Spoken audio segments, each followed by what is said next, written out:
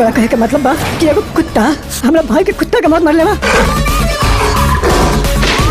नमस्ते प्रणाम, आप सब देख रहल बानी भोजपुरी प्लस। और आज के ई खबर बा भोजपुरी फिल्म बेजुबान के बारे में, जो ना कि ऑफिशियल ट्रेलर का रिलीज हो चुकल बा एंटरटेन रंगीला यूट्यूब चैनल पर। जो ना ट्रेलर में आप लोगन के स्टार कास्ट में रूप में देखे के मिली है गौरव झा, रक्षा गुप्ता, देव सिंह, प्रकाश जैस और भी अनेकों कलाकार बाड़े।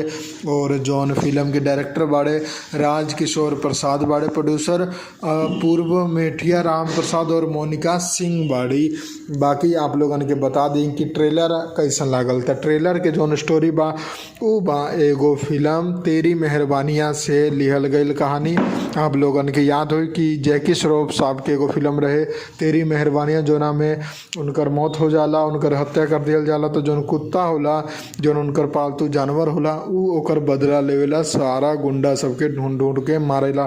तो सेम उहे स्टोरी के ई फिल्म में इस्तेमाल कल गेल बा कि के तरीका से मालिक के मौत के बदला लेवेला एगो पालतू जानवर।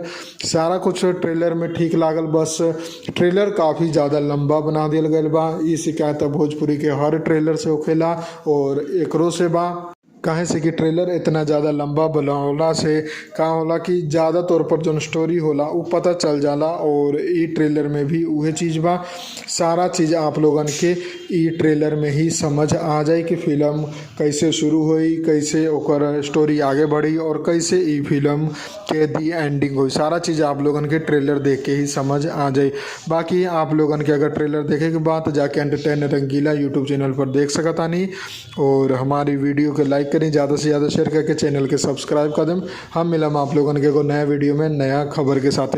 जय हिंद, जय भोजपुरी, प्रणाम।